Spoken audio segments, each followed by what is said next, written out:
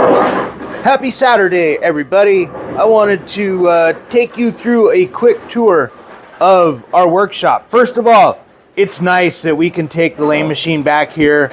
We don't have to go up any ramps, stairs, crazy bends. This is a project for later today. We're going to do a quarterly service on it. But first, our state-of-the-art electronics repair lab. We have wire cutters, plenty of coffee, flashlights on top of a speaker. We have a soldering station, a hot glue gun, a basic meter. I mean, yeah, it's a fluke, but I mean, it's no oscilloscope, right? Some solder paste, solder flux, wire braid, solder, hot air gun for SMD rework. Pretty snazzy, top-notch, state-of-the-art equipment here. Today's project is going to be, I've already done 2. We have 3 more to go, but we're putting new LED strips inside of these ring toss bottles. Anyways, the moral of the story is, you don't need the world's best equipment to do a good job. Practice and skill, and you can use almost anything and get effective results. The way I equate it is you could give Jimi Hendrix probably one of the world's cheapest guitars, and he's still going to make that thing sing, right? That's exactly what we're doing here. Let's take a closer look at one of these ring toss bottles. What I've already gone ahead and done is I've cut the zip ties here and taken the, this is the original style. It comes with a metal plate that gets zip tied on there. The new ones are like one-piece plastic. They're much better. They're also easier to work on. So all it is, it's an LED strip in here. There are 4 leads going in. You've got a ground, positive 5 volts. It's using blue here. I'm not sure what blue is for. Green is for your data. So it's a data line in. And then up here on the other end, you've got a green wire coming out going back to the plug housing. I'm assuming that that daisy chains off to the next one. So green is your communication line. I am a lefty, so we're going to do this backwards. Or, well, it's correct for me, but it might be backwards for you. I'm going to start by adding a little bit of our flux paste. I'm kind of getting into flux paste. I was using just some cheap liquid flux. But I found that while I'm working, it kind of just evaporates way too fast. It was not awesome. This stuff kind of sticks around a little bit better. I'm just going to scrape these off. And then I'm going to do the same up here at the top for our green data out to the next bottle.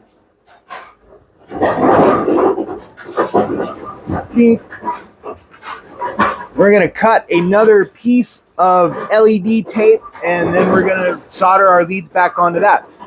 I'm not really sure why the lighting is coming up as such a warm tone, but it is. What I'm going to do, I'm going to try and get a little bit of flux back in here. And, oh no, my solder paste is missing the plunger. Hold on, where did it go? It's hiding. Okay, I'm going to put a little bit of solder paste on there too. And then I'm going to heat it up. And it should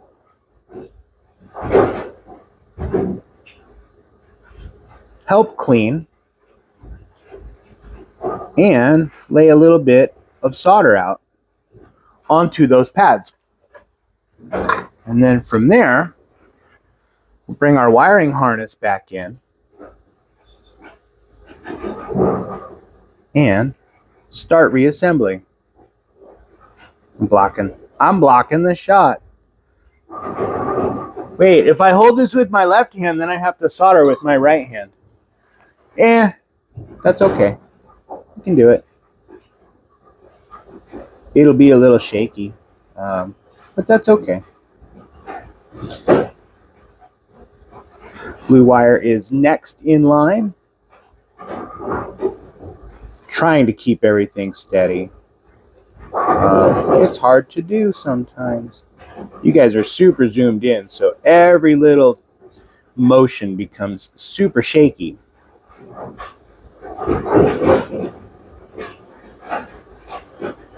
Green wire is next. Please and thank you.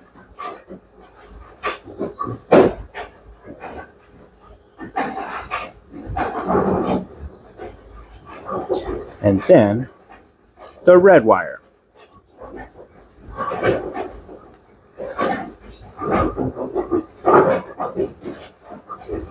Okay.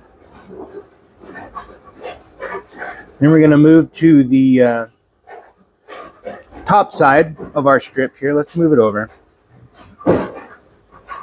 I do not have anything on this terminal yet. And that is my fault. Hold on. Everything is falling apart. Things become much more challenging when we're zoomed in super tight. Please bear with me for 1 second here. I am failing. Bad cameraman. Or we zoom out a little wider. That might be too easy, huh? Yeah, that would be too easy.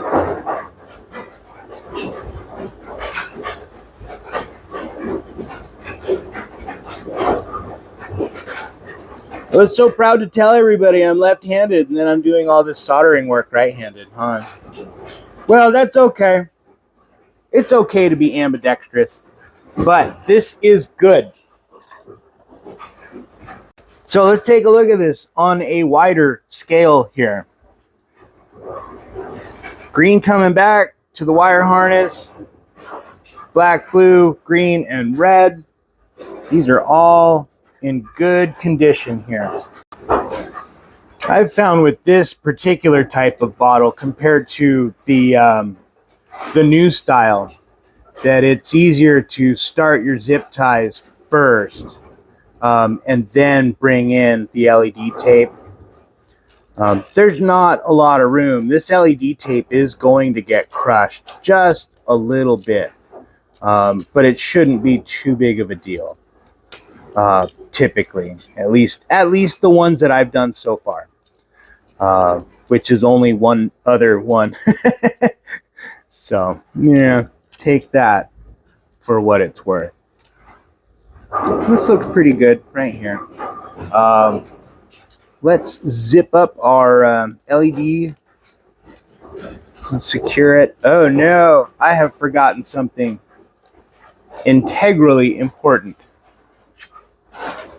Our metal plate. Hold on.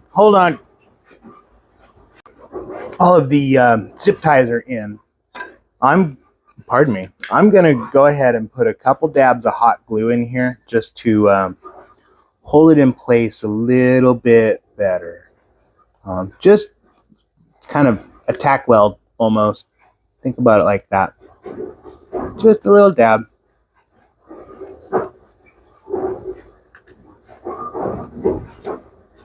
There. That's all.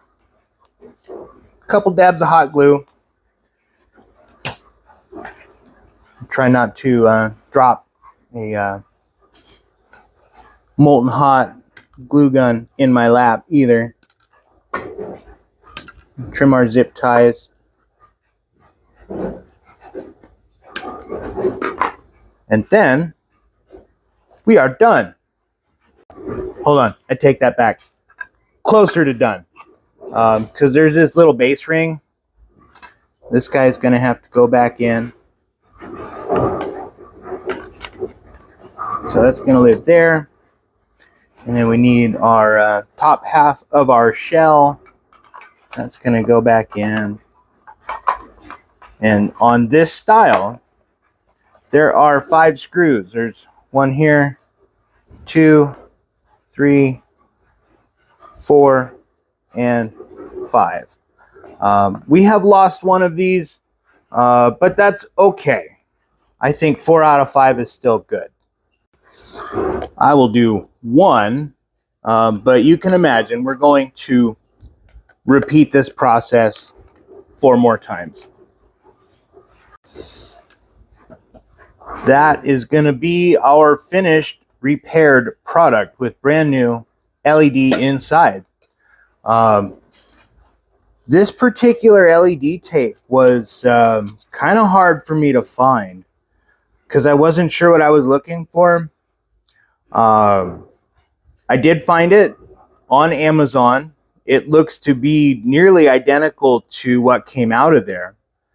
But it did ship directly from China because Amazon gave us a really wide delivery date. And as I checked on it to see maybe when we would get it, it said it had to go through customs first. So I know that this came from very, very far away.